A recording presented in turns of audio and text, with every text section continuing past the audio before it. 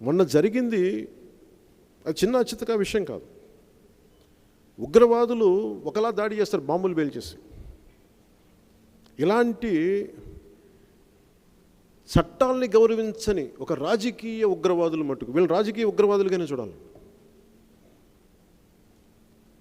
ప్రజాస్వామిక విధానాన్ని, వ్యవస్థల్ని నిర్వీర్యం చేసే వాళ్ళని వీళ్ళు ఏమంటాం ఇంకెళ్ళి.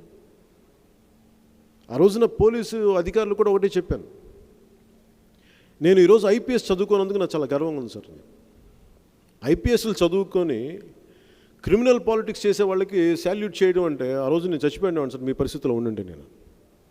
నాకు అందుకని ఐపీఎస్ చదువుకోలేనందుకు నాకు ఈరోజు నిజంగా నాకు ఆనందంగా ఉందని చెప్పి.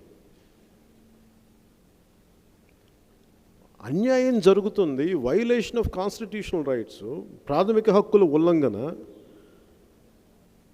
నమస్కారానికి ప్రతి నమస్కారం చేసే సంస్కృతి మనది. నమస్కారం చేస్తే ప్రతి నమస్కారం చేయకపోగా పట్టించుకోం. వీళ్ళు వైసీపీ ఎలా ఉంటుందంటే నమస్కారానికి ప్రతి నమస్కారం మేము ఆశించం. వచ్చి చొక్కా పట్టుకుంటే ఏం చేస్తాం? మనం మర్యాదగా మాట్లాడుతున్నాం, పద్ధతిగా మాట్లాడుతున్నాం.